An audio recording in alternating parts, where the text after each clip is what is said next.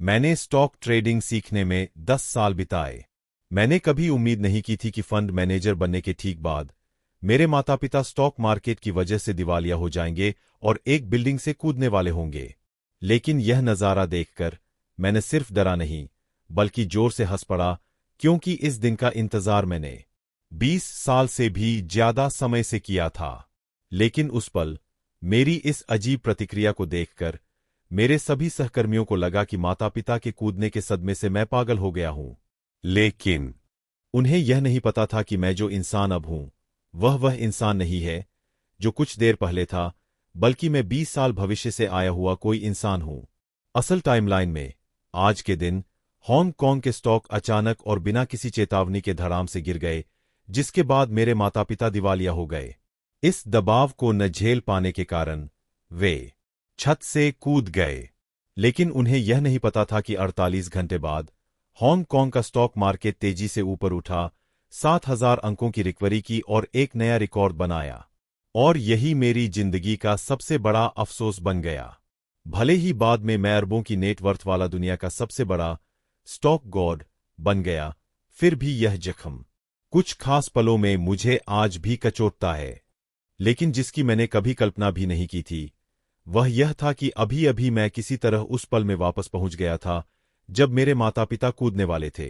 इसलिए ठीक अगले ही पल मैं जितनी तेजी से दौड़ सकता था उतनी तेजी से छत की तरफ भागा, इस उम्मीद में कि मैं अपने माता पिता को बचा लूंगा।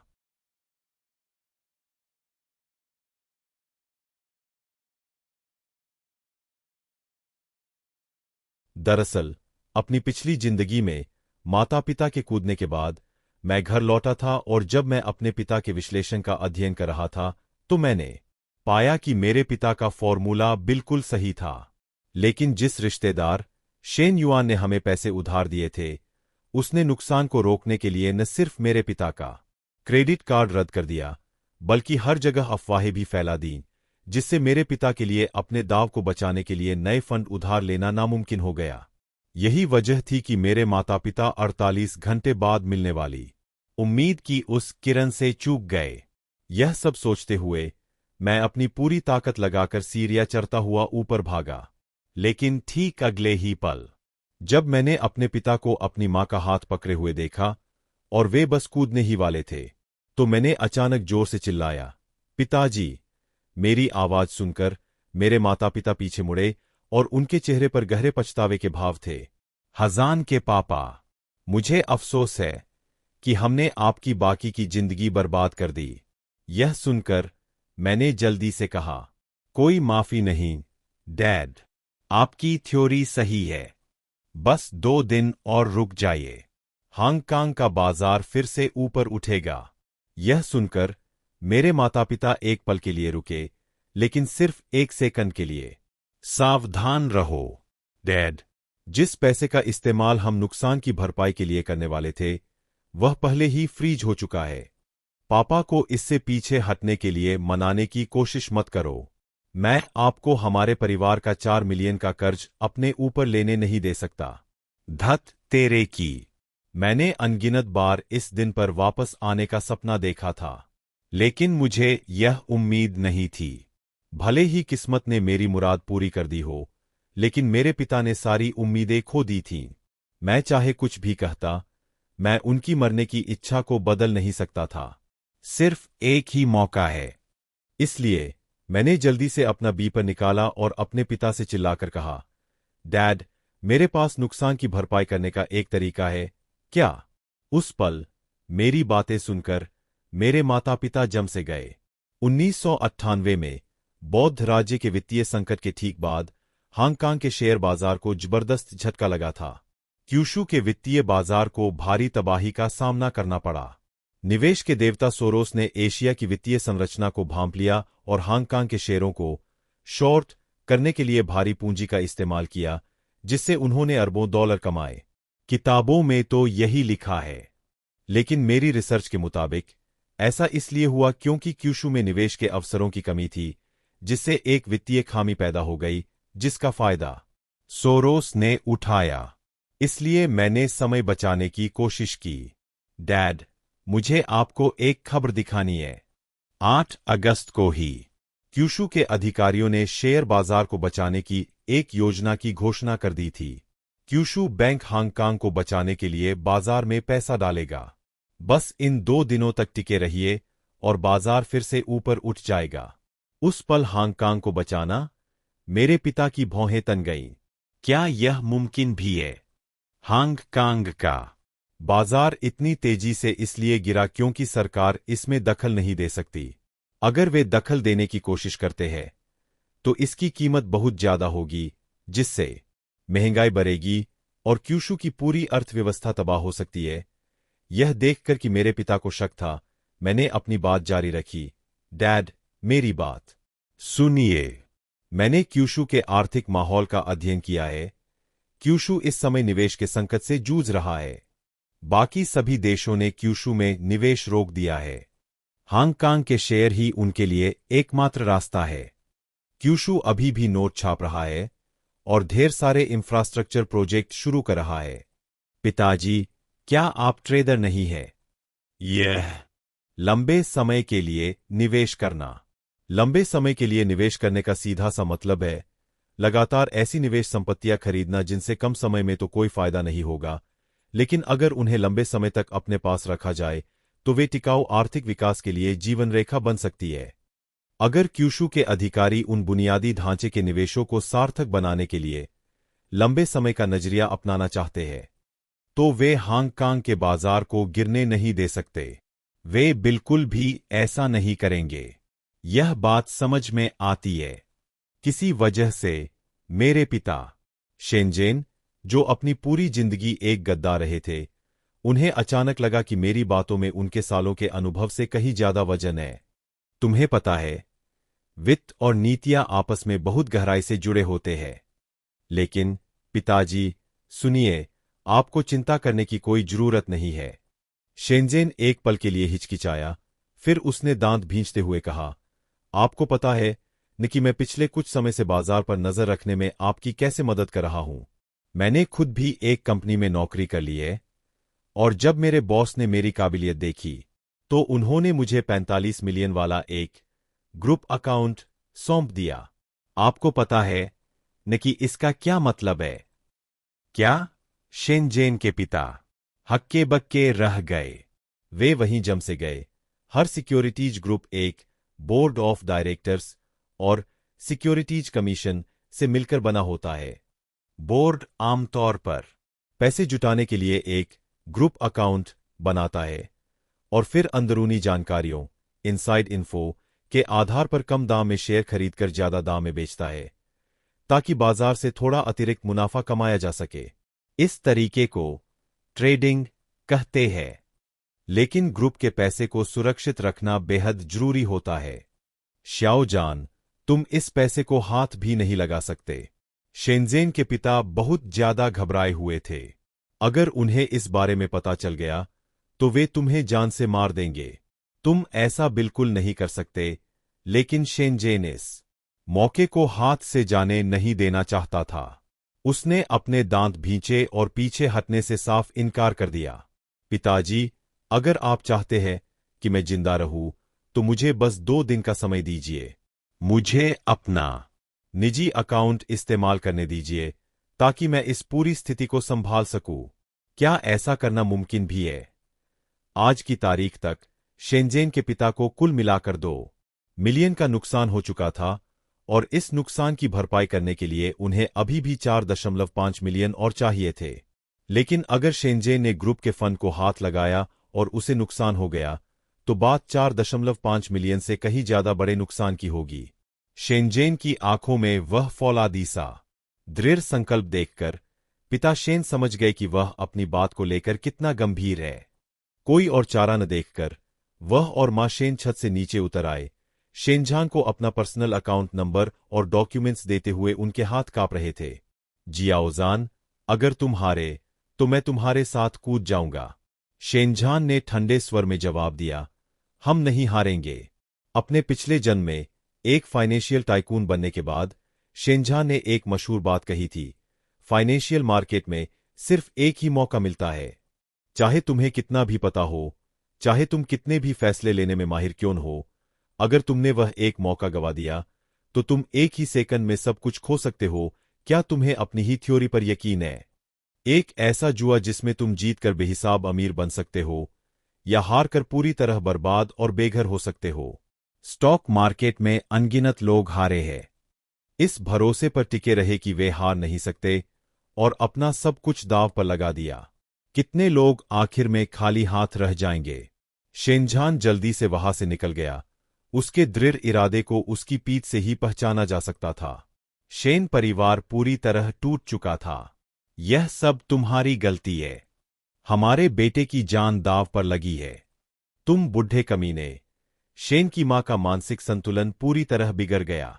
वह घुटनों के बल जमीन पर गिर पड़ी। युआनहाउ सिक्योरिटी ग्रुप के अंदर शेनझान तेजी से अपने डेस्क पर वापस पहुंचा। डायरेक्टर इवेन ने शेनझान को लौटते देखा और उसे हैरानी और तिरस्कार भरी नजरों से घूरा। डॉस ने आखिरकार कंपनी नहीं छोड़ी।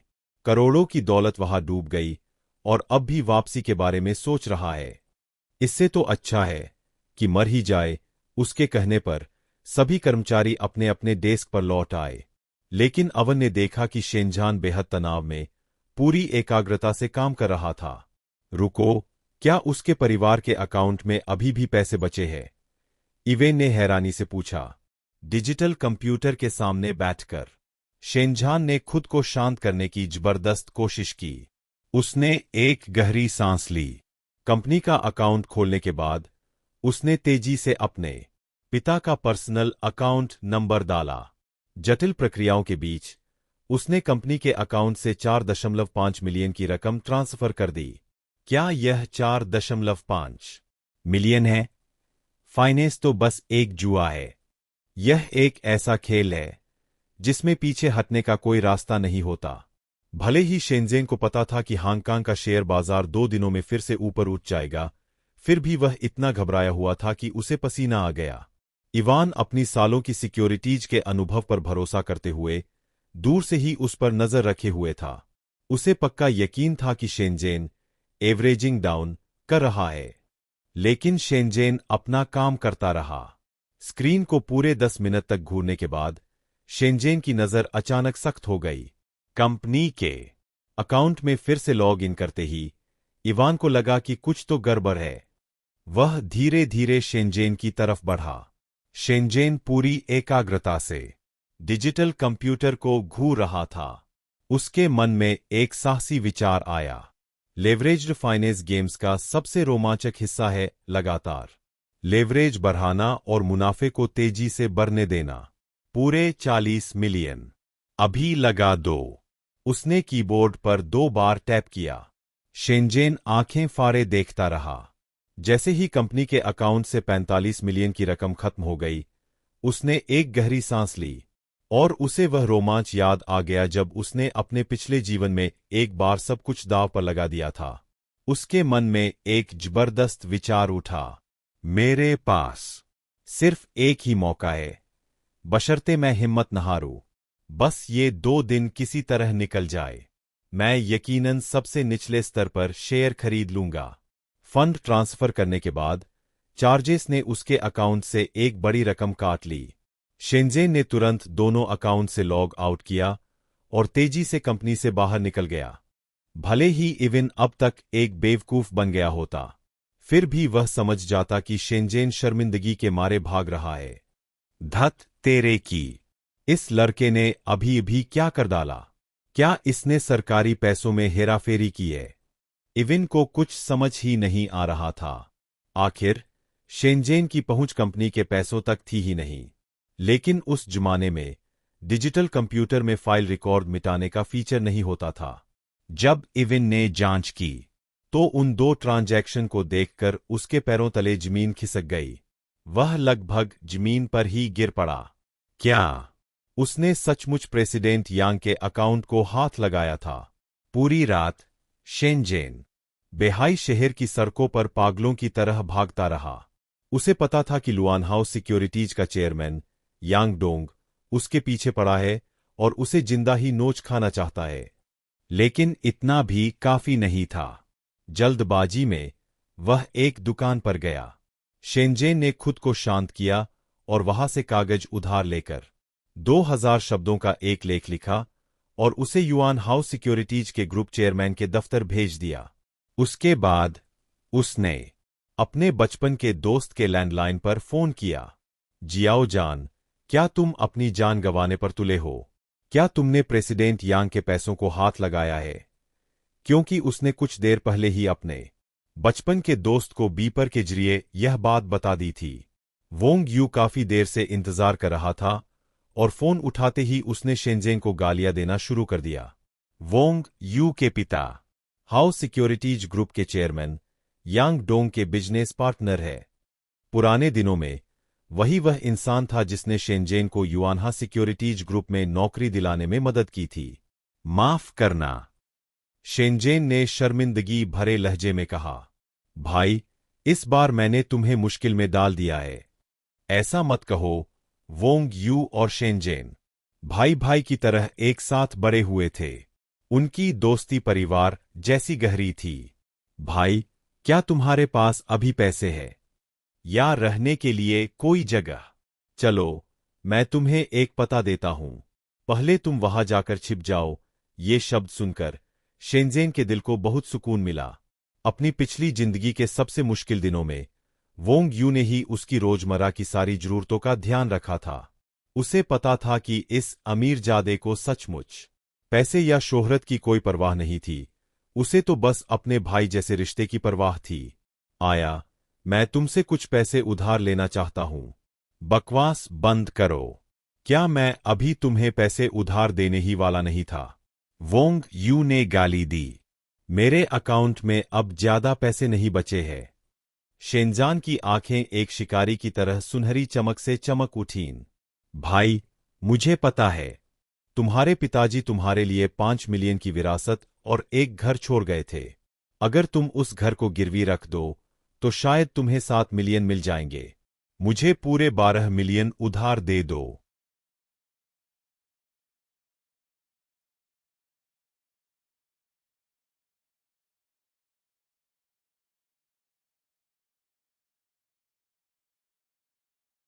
क्या तुम हैरान रह गए? मैं इतने पैसे एक साथ कैसे जुटाऊंगा? मेरे अकाउंट में तो 1.2 मिलियन भी नहीं है। मुझ पर भरोसा करो। शेनजान जानता था कि उसके पास समझाने का समय नहीं है। उसने जोर देकर कहा कि इस बार के बाद मैं जिंदगी भर तुम्हारी दौलत की गारंटी लूंगा। मैं अब फोन काट रहा हूं। कल मेरे फोन का इंतजार करना। हेलो धराम। इससे पहले कि वोंग यू जवाब दे पाता, शेनजान ने फोन काट दिया। फिर तुरंत यांग डोंग के ऑफिस में फोन किया।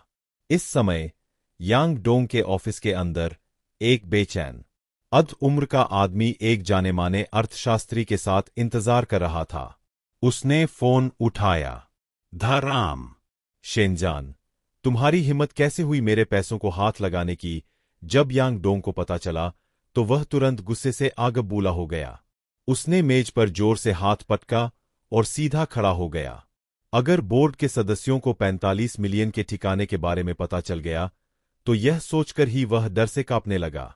यह पैसा कभी किसी की नजर में नहीं आना चाहिए। प्रेसिडेंट यांग, जब आपने मुझे अकाउंट दिया था तो उसमें सिर्फ 20 मिलियन थे। मैंने उन्हें आपके लिए बढ़ाकर 45 मिलियन कर दिया। यांग डोंग की खून जैसी लाल आंखें घूर रही थीं। हमारे पास बोर्ड से 200 मिलियन का बैकअप था और हमने तुम्हें कुछ अंदर की जानकारी भी दी थी। तुम्हें क्या लगता है कि तुम 20 मिलियन का मुनाफा कमाने की बात कर सकते हो? यांग डोंग सच कह रहा था।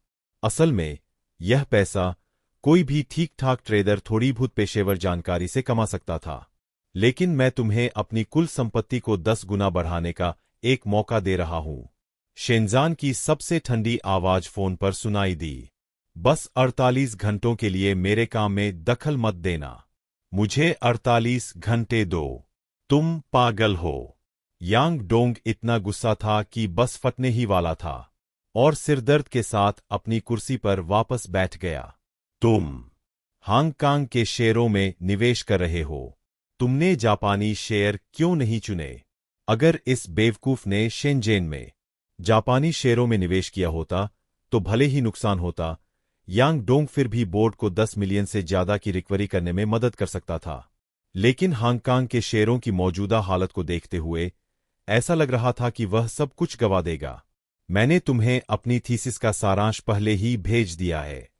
यह तुम्हारे लिए जिंदगी में एक बार मिलने वाला मौका है। बाहर में जाओ। यांग डोंग ने फोन काट दिया। मैंने गालियां देना शुरू कर दिया। मैं 24 घंटे के अंदर तुम्हारी जान ले लूंगा।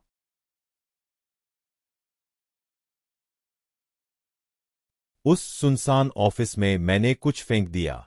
यांग डोंग ने निराशा में अपना सिर पकड़ लिया। डेस्क पर एक फैक्स पड़ा था। उसे इस बेकार चीज को देखने में बिल्कुल भी दिलचस्पी नहीं थी। इसे लो और एक नजर डालो। चिरकर यांग डोंग ने फैक्स उठाया और अपने बगल में बैठे अर्थशास्त्री की तरफ फेंक दिया। कैम्ब्रिज स्कूल ऑफ इकोनॉमिक्स के प्रोफेसर डजांग कोंग। मिस्टर यांग, चिंता मत करो। मेरे यहां रहते हुए तुम कम से कम अपनी लागत तो वसूल कर ही लोगे। डजांग कोंग खड़ा हुआ और बोला, लेकिन तथ्यों को ध्यान से पढ़ने के बाद उसकी आंखें और भी ज्यादा चौड़ी होती गईं। उसकी भावनाएं ऐसे ऊपर नीचे हो रही थीं जैसे वह किसी रोलर कोस्टर पर बैठा हो। वह पूरी तरह से हैरान था। कैसा है? यांग डोंग ने खुद को शांत करने की कोशिश करते हुए पानी का एक घूंट लिया। एक पल सोचने के बाद जैंगकोंग बस यांगडाग को घूरता रहा। उसने घूंट भरा। तुम्हें अपनी पोजीशन 200 मिलियन से बढ़ा देनी चाहिए। फैंगडाग ने तो अपना पानी ही थूक दिया। पागल। यहां हर कोई पागल है। यांगडाग को लगा जैसे वह किसी बुरे सपने में फंस गया हो।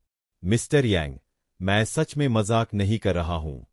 जरा कृपया पहले इसे देख लीजिए। जैंगकोंग ने मुश्किल से वह कागज यांगडाग को वापस थमाया। इस पल पूछताछ शब्द सुनकर यांगडाग की तो लगभग यह इच्छा हो गई थी कि वह यमराज को ही ऊपर बुला ले, ताकि वह लोगों से पूछताछ करे और उन्हें नरक के 18वें तल पर ले जाए। उसे यह सारांश पत्र पढ़ने के लिए मजबूर करना निश्चित रूप से एक बेहद मुश्किल काम था। अगले 10 साल गुजो की आर्थिक रिपोर्ट। लेखक शेन सू काफी हिम्मत वाला है। यांगडाग ने मन ही मन कोसा। ग्रुप बोर्ड के सदस्य के तौर पर यांगडाग कभी एक बहुत बड़ी हस्ती हुआ करता था जो अरबों के फंड संभालता था। उसने हर तरह के उतार चढ़ाव देखे थे, लेकिन इस कागज को पढ़ने के बाद उसकी आंखें एक पल के लिए जमसी गईं। फिर उसने इसे दोबारा पढ़ा। कागज के सारांश में शेंसू ने गुजो की बाजार बचाव नीति को पूरी तरह से समझाया था और यह निष्कर्ष निकाला था कि यह सदी में एक बार मिलने वाला अवसर है। मिस्टर जैंग, आपकी क्या राय है? यांगडाग अचानक अपनी सुधबुध में लौटा। उस पल वह कोई फैसला नहीं कर पा रहा था। यह सारांश अनगिनत लंबे लंबे लेखों और ग्राफ चार्ट से कहीं ज्यादा बेहतर था। गहरी सोच में डूबे हुए उसने कहा, क्या यह सच में किसी ऐसे व्यक्ति ने लिखा है जो अपनी 20s की शुरुआत में हो? मुझे सच में यकीन नहीं हो रहा। यह किसी नौजवान बच्चे का काम है। यह तो बिल्कुल किसी अकादमिक विद्वान, एकेडमिशियन के स्तर का है। एक अकादमिक विद्वान। यहां तक कि 90 के दशक में भी एक प्रोफेसर वह हस्ती होती थी जिसके आगे यांगडाग जैसे बड़े बड़े लोग भी अपनी मर्जी से आते जाते थे। यह किस तरह की बात है?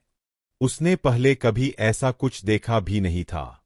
मिस्टर जैंग, क्या आप सच में यह कहना चाहते हैं कि हमें अपना दाव जारी रखना चाहिए? यांगडाग को यकीन नहीं हो रहा था, लेकिन काफी देर तक सोचने के बाद भी जैंगकोंग कोई जवाब नहीं दे पाया। आखिरकार उसने आह भरी और कहा, मेरी काबिलियत काफी नहीं है। जिस इंसान ने यह रिपोर्ट लिखी है उसकी सोच अपने समय से बहुत आगे है। तुम्हें जवाब तभी मिलेगा जब तुम उससे सीधे पूछोगे। सुबह सवेरे गेट के पास झाड़ियों में पूरी रात दुबके रहने के बाद शेन जून को कदमों की एक आहट सुनाई दी। अचानक उसने अपनी आंखें खोल दीं। उसने एक मोटे आदमी को देखा जिसने सोने की चेन पहनी हुई थी और वह 7-8 गुंडों को साथ लेकर बिना रुके शेनजेन के विला की तरफ दौड़ा चला आ रहा था। भाइयों, याद रखना, कोई भी कीमती चीज तोड़ना मत। बस लोगों को मारना और यह पक्का करना कि तुम जमीन के कागजात छीन लो। शेन युआन, वह कमीना। शेनजे ने उसे घूरा। उसकी आंखें उसी पल गुस्से से लाल हो गईं। उसका गुस्सा इतना तेज था कि ऐसा लग रहा था मानो वह उसे कच्चा ही चबा जाएगा।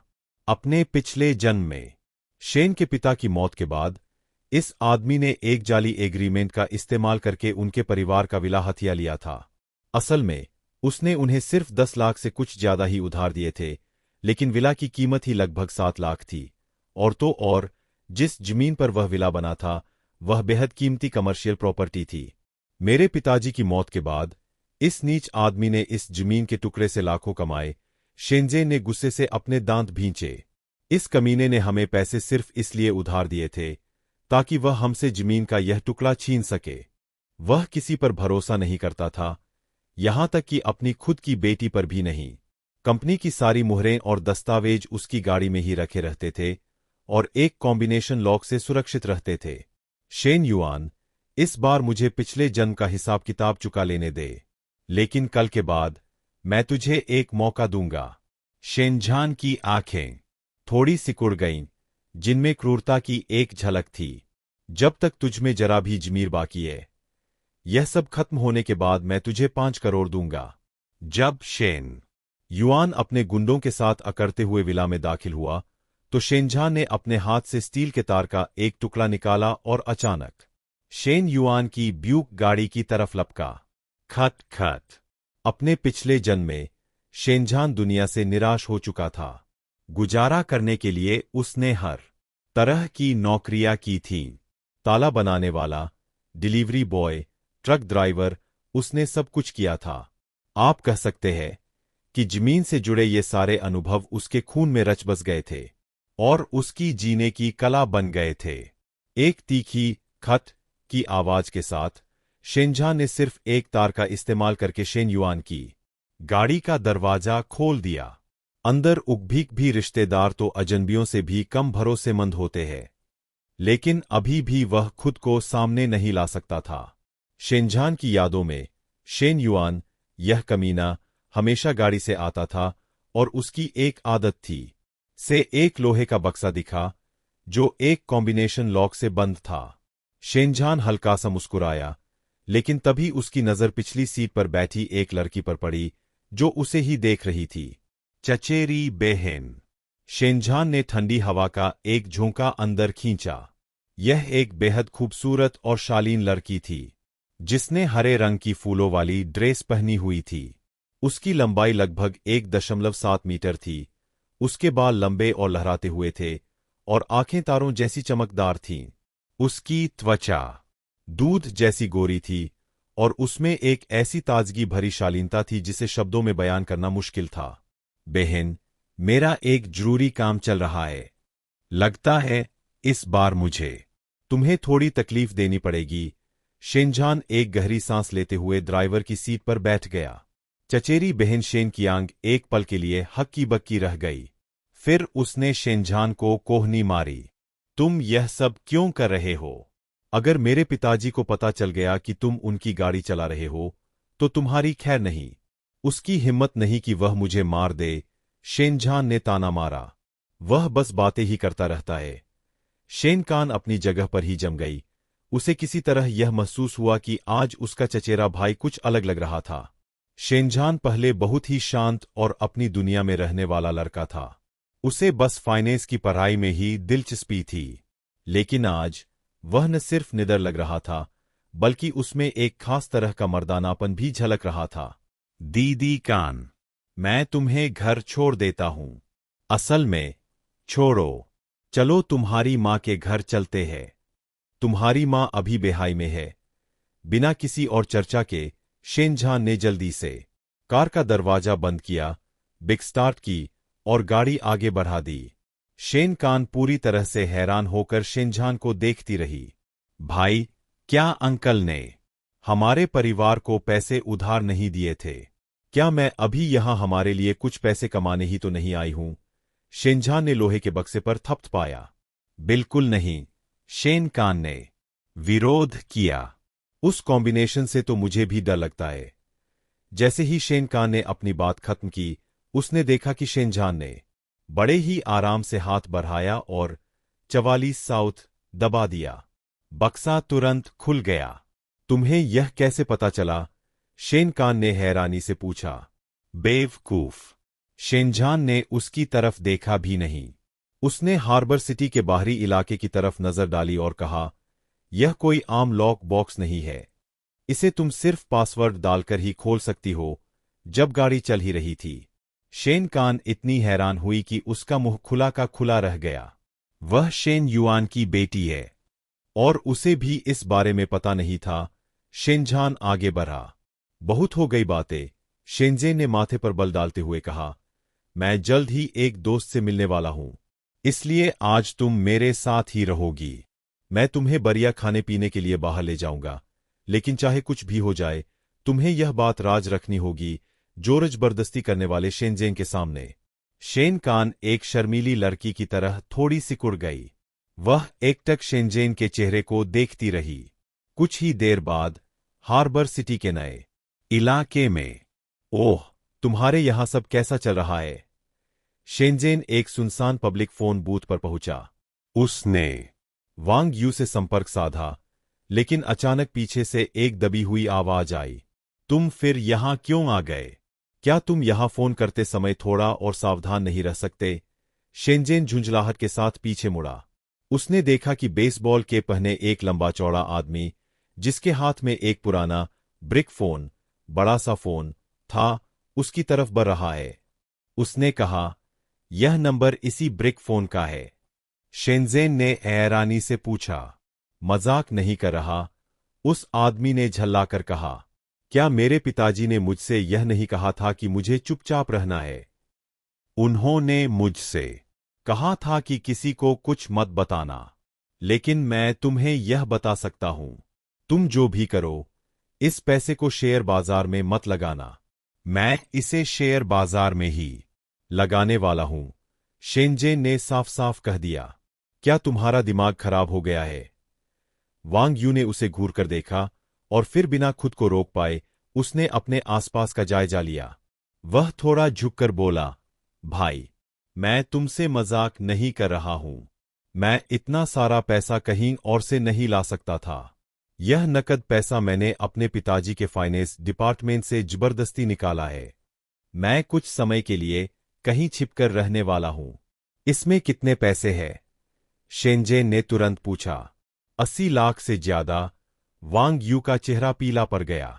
उसने कहा, मैंने अपने पिताजी को कुछ नींद की गोलियां खिला दी है।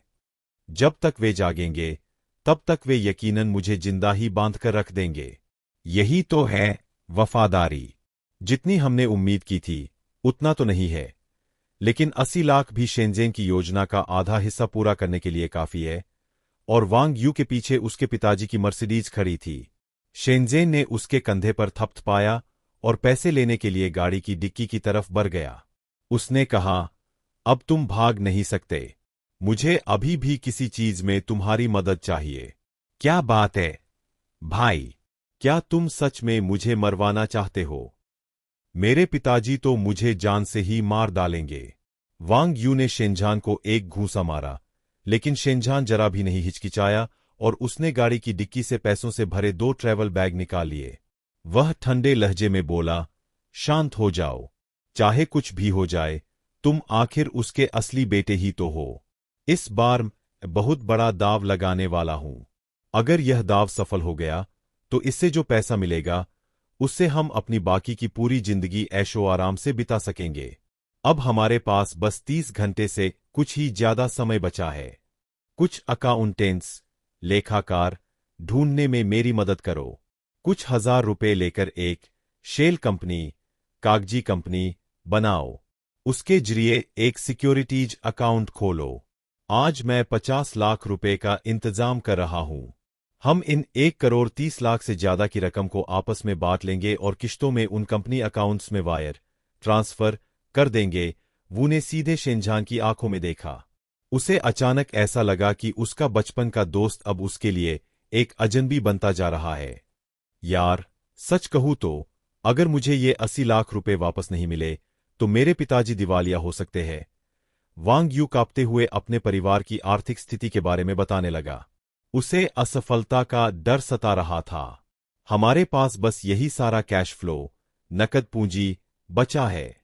बिल्कुल नहीं, शेनझान ने वांग यू को पकड़ते हुए कहा, मेरे साथ आओ। पहले हम अपना काम शुरू करते हैं। थोड़ी देर में मैं तुम्हारे पिताजी को फोन करूंगा और उन्हें एक बहुत बड़ा तोहफा भेजूंगा। चांगपिंग गांव, बेहाई शहर। सोने के फ्रेम वाला चश्मा लगाए, अच्छे कपड़े पहने एक अधेड़ उम्र का आदमी हर जगह शेनझान के माता पिता को ढूंढ रहा था। आखिरकार ड्राइवर की मदद से उसे शेन के पिताजी एक गांव के घर में मिले। वे बूढ़े वांग के साथ बैठे हुए थे और पूरी तरह से टूट चुके थे। उनका दिल गम से भरा हुआ था। यह आदमी वांग यू का पिता था। शेन के माता पिता को जिस बात ने सबसे ज्यादा निराश और दुखी किया था, वह यह खबर थी कि शेनझान के चक्कर में वांग यू ने 80 लाख रुपए गंवा दिए थे। कितना बड़ा पाप था यह। शेन की मां फूट फूट कर रो रही थी और लगातार शेन के पिताजी के कंधे पर हाथ मार रही थी। मैंने तुम्हारे जैसे आदमी से शादी ही क्यों की? अब मैं वांग परिवार का सामना कैसे करूंगी? मैं अपने ही बेटे का सामना कैसे करूंगी?